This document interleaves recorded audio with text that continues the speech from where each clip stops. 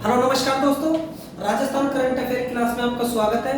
आज 2 दिसंबर है और 2 दिसंबर की करंट अफेयर के कुछ महत्वपूर्ण क्वेश्चन मैं आपको बताऊंगा। आप 5-10 मिनट बड़ी शिद्दत के साथ इनको देखते रहिए और आपको अच्छा कंटेंट मिलेगा। ये मैं दावा ठोक के कह सकता हूँ कि आपको तीनों क्वेश्चन मिलेंगे जो आपकी परीक्षाओं के लिए बहुत अच्छे साबित होंगे। तो आप इनको देखना और मैं पहला क्वेश्चन स्टार्ट करता हूँ। ठीक है दोस्तों, तो पहला क्वेश्चन है हमारा, हाल ही में प्रदेश में पहला सैंड आर्ट पार्क राजस्थान के किस जिले में खोला जा रहा है। ठीक है, सबसे पहली बात तो है सैंड आर्ट पार्क। ठीक है, तो सैंड का मतलब क्या होता है तो आप जानते हैं, रेत होता है। ठीक है, आर्ट मतलब कला होती है, पार्क मतलब पार्क ही होता है। ठीक है, तो राजस्थान के किस जिले में खोला जा रहा है। ठीक है, तो आपको जाहिर सी बात है कि रेत पर जो भी काम होएगा वो सैंड आर्ट में ही आएगा, मतलब रेत पर जो भी कलाकारी करेंगे हम। ठीक है, जैसे राजस्थान में बहुत सारी कलाएं, लकड़ी पर अलग कलाएं, पत्थर पर अलग कलाएं, ठीक है, कांच पर अलग कलाएं, जानवरों पर अलग कलाएं हैं, लेकिन यहाँ पर क्या है, सैंड आर्ट पार्क। ठीक है, कभी रेत पर आपने आर्ट की है, मतलब रेत पर आपने आर्ट नहीं पढ़ा है कभी भी राजस्थान के अंदर। ठीक है, तो ये पहला पार्क खोला जाएगा कहां पर, अब मैं आपको बता देता हूं। देखो, इसका आंसर है अजमेर।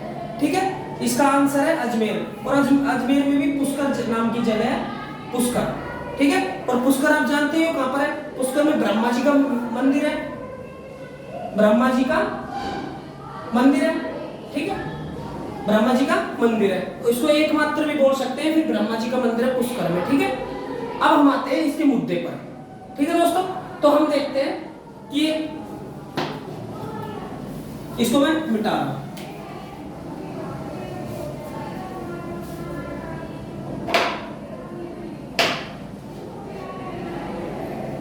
ठीक है, तो एक सैंड आर्टिस्ट है, कौन है, सैंड आर्टिस्ट, उनका नाम है अजय रावत।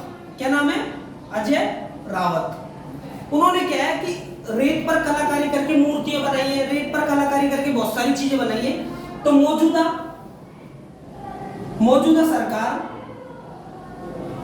जो कि अशोक गहलोत जी की है, किसके, गहलोत जी के, तो उन्होंने सैंड आर्टिस्ट पार्क का मतलब खोलने की वो की है। ठीक है, मतलब खोलने के लिए इन्होंने घोषणा की है। तो मौजूदा सरकार ये काम करेगी, लेकिन इन्होंने किस चीज से, इन्होंने अजय रावत की जो एक सैंड आर्टिस्ट है उनकी कलाकृतियों से प्रभावित होकर सैंड आर्ट पार्क की स्थापना करने का निर्णय लिया है। ठीक है, अब बात आती है किस पर, कि ये कहां के हैं, ये अजमेर के हैं। अजय रावत कहां के हैं, अजमेर के। ठीक है, और इन्होंने पुष्कर में वो बनाई है, तो इसलिए इनको सैंड आर्ट पार्क के लिए घोषणा की है, किसने, अशोक गहलोत जी ने। अब मैं आपको बताता हूं इससे होता क्या है, इससे होगा देश विदेशी पर्यटकों को बढ़ावा। ठीक है, पर्यटकों का आकर्षण होगा इसमें। ठीक है, पर्यटकों का आकर्षण बढ़ेगा। ठीक है, उसके साथ देश विदेश में या फिर ख्याति प्राप्त, मतलब कि सैंड पार्क के लिए हमको, मतलब हमारे देश का नाम रोशन होगा। ठीक है बच्चों, अब देखो, अब ये तो हो गई तुम्हारे इस क्वेश्चन का आंसर। अब आते हैं कुछ राजस्थान की कुछ महत्वपूर्ण कलाएं। ठीक है,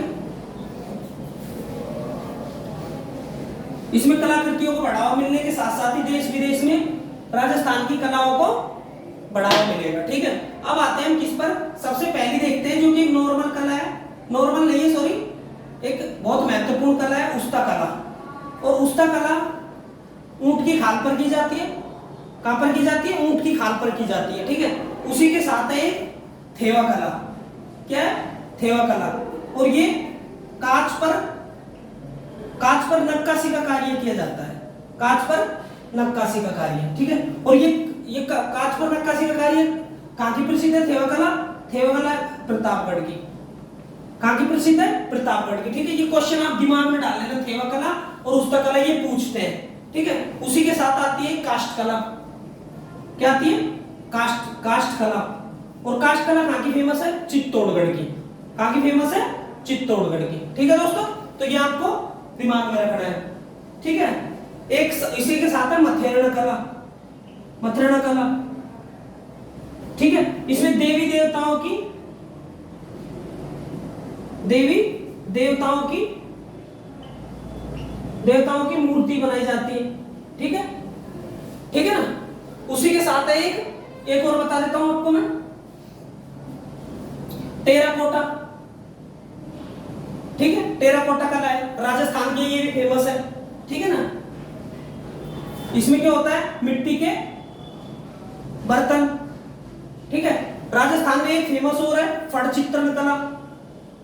ठीक है, फड़ चित्रण कला। और ये जो देवनारायण जी की फड़ है, देवनारायण जी की फड़ है, सबसे लंबी है। राजस्थान की सबसे लंबी फड़ कौन सी है, देवनारायण जी की। तो वो भी क्या है, ये कपड़े पर जो फड़ चित्रण कला है, ये कपड़े पर डिजाइनिंग चित्रण, कपड़े पर चित्रण। तो ये सारी जो कला है ना राजस्थान की है। ठीक है बच्चों, ठीक है दोस्तों। अब ये आप स्क्रीनशॉट ले लो इसका। ठीक है, अब हम नेक्स्ट क्वेश्चन देखते हैं, फटाफट देखो।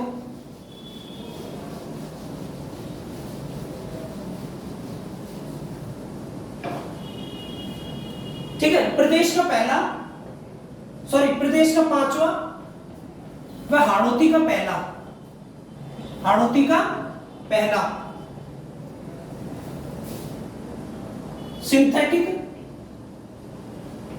सिंथेटिक ट्रैक कहां पर बनाया जा रहा है, कहां पर बनाया जा रहा है। ठीक है, सीधा सा क्वेश्चन है, देश का पांचवा व हाड़ौती का पहला। ठीक है, सिंथेटिक ट्रैक कहां पर बनाया जा रहा है। तो मैं आपको एक बात बता देता हूं, हाड़ौती में 4 जिले आते हैं। कितने जिले आते हैं, 4 जिले। और 4 जिले कौन कौन से हैं, कोटा, बूंदी, बारा और झालावाड़। ठीक है, कोटा, बूंदी, बारा और झालावाड़। और जो ये ट्रैक बनाया जा रहा है, ये कोटा में बनाया जा रहा है। कहां पर बनाया जा रहा है, कोटा में बनाया जा रहा है। ठीक है ना।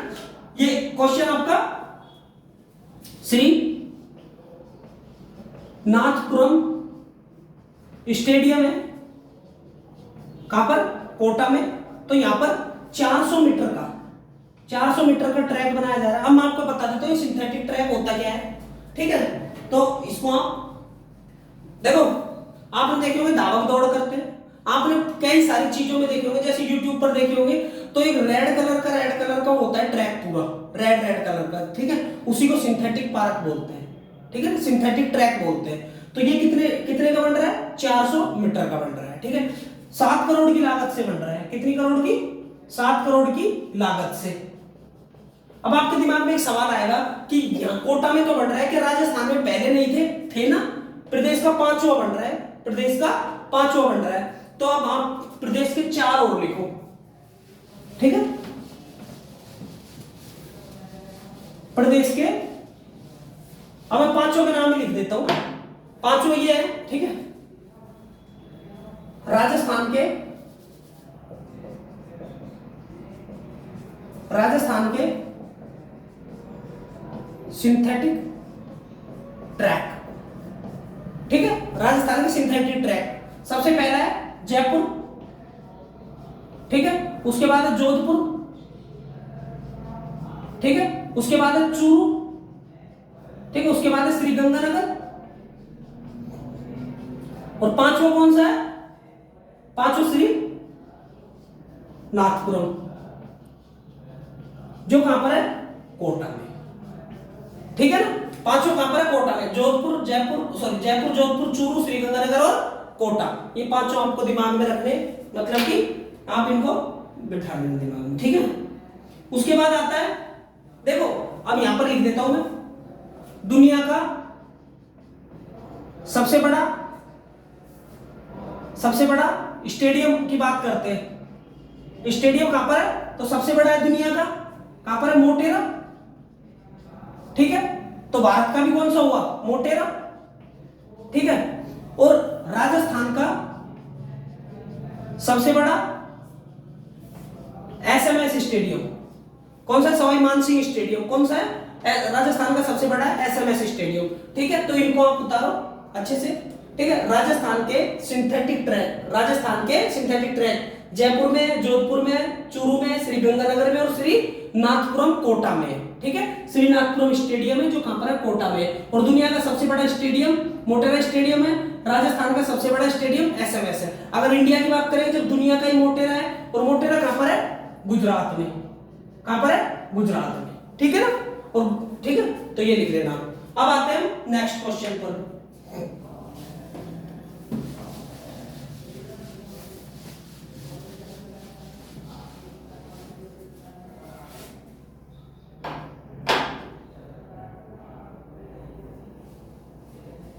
ठीक है, क्वेश्चन है राज्य सरकार द्वारा शुरू की गई राजीव गांधी संचय, ठीक है, राजीव गांधी संचय योजना के दूसरे चरण में कुल कितने गांवों को शामिल किया है, ठीक है। अब आपको दिमाग में आएगा कि राज्य सरकार द्वारा शुरू तो की गई राजीव गांधी संचय योजना, लेकिन ये किससे संबंधित है, ये है क्या, इसको कैसे, अब मैं आपको समझा देता हूं। देखो, आपने सुना है कि जैसे अपने रेगिस्तान के इलाके में आपको पता होगा कि पानी को रोकने के लिए तरह तरह के नुस्खे अपनाए जाते हैं, ठीक है।